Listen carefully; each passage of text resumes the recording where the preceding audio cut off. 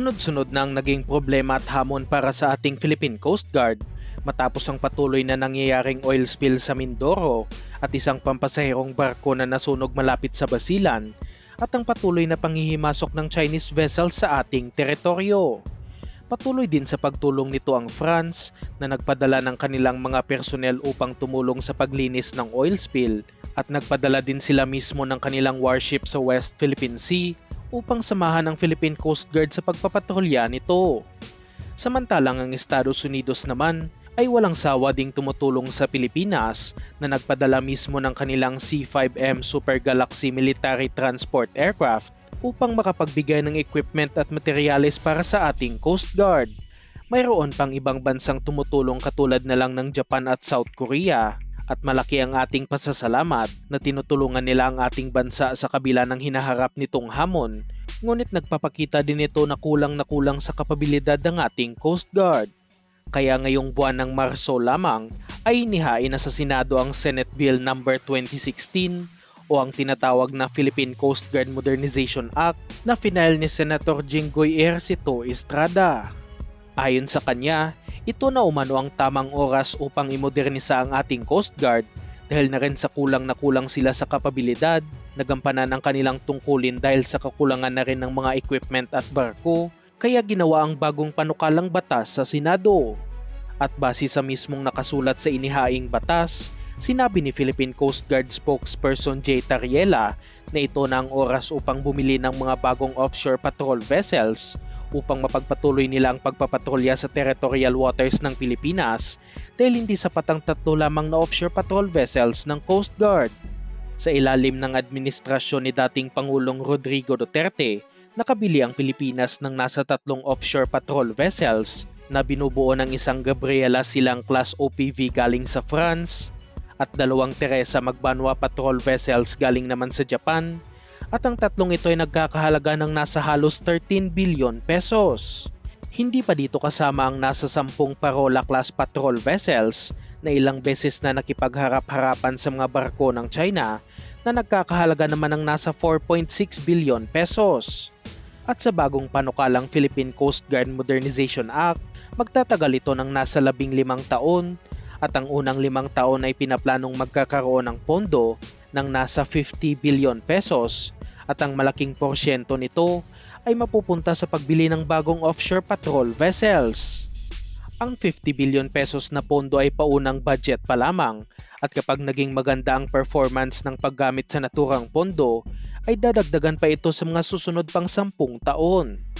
Ilan sa pagkukunan ng pondo ng Coast Guard para dito ay ang pagbebenta ng kanilang mga properties katulad na lang ng ginawa ng Philippine Army matapos nitong ibenta ang 440-hectare military base sa Fort Bonifacio na naging Bonifacio Global City na sa ngayon. Kapag nagkaroon na ng pondo, prioridad ng ating Coast Guard na makabili ng nasa lagpas 20 offshore patrol vessels na kasing laki o mas malaki pa sa Teresa Magbanwa class patrol vessels. Gustong-gusto ng Coast Guard na magkaroon ng malalaking barko dahil kaya nitong magtagal sa dagat ng nasa lagpas 2 linggo at gustong-gusto nila na maramdaman ng China ang kanilang presensya sa West Philippine Sea. Maliban dito, gusto din nilang dagdagan pa ng 2 French patrol vessels katulad na lang ng BRP Gabriela Silang, kaya malaki-laking pondo ang kinakailangan para dito. Kasama din sa Philippine Coast Guard Modernization ay ang tinatawag na Self-Reliance Program na kung saan tinatarget nitong magkaroon ng technology transfer mula sa ibang bansa na magiging benepisyal sa mas mahabang panahon. Sa pamamagitan nito, pwede nang makagawa ang ating bansa ng sariling Coast Guard vessels at kayang-kaya ito gawin ng mga Pinoy na shipbuilders hanggat mayroon lamang sariling malaking shipyard ang Pilipinas. Katulad ito sa ginawa ng Philippine Navy na kung saan kasama ang technology transfer sa pagbili nito ng mga missile-capable fast attack craft na gawa ng Israeli shipbuilding company na Israel Shipyards. Pwede nang gawin ang mga fast attack craft dito sa Pilipinas dahil na-upgrade na rin at tinayos ang Cavite Naval Shipyard at kasama pa dito ang technology transfer. Gustong-gusto na ng Coast Guard na magkaroon ng malalaking offshore patrol vessels dahil palakas na ng palakas ang presensya ng China At namataan na naman ang mga bagong dating na Chinese vessels na naglayag malapit sa BRP Sierra Madre. Kalat-kalat na rin umano ang mga Chinese vessels sa West Philippine Sea at namataan pa nito ang isang Chinese Navy warship na naglalayag naman malapit sa Pag-asa Island na pinakamalaking okupadong isla ng Pilipinas sa Spratly Islands. Nandoon din naman ang BRP Malapascua sa ngayon at pinipilit na itaboy ang mga Chinese vessels, ngunit sa liit ng vessel na ito kumpara sa mga barko ng Chinese Coast Guard ay malabong mataboy nito ang nanghihimasok sa ating teritoryo.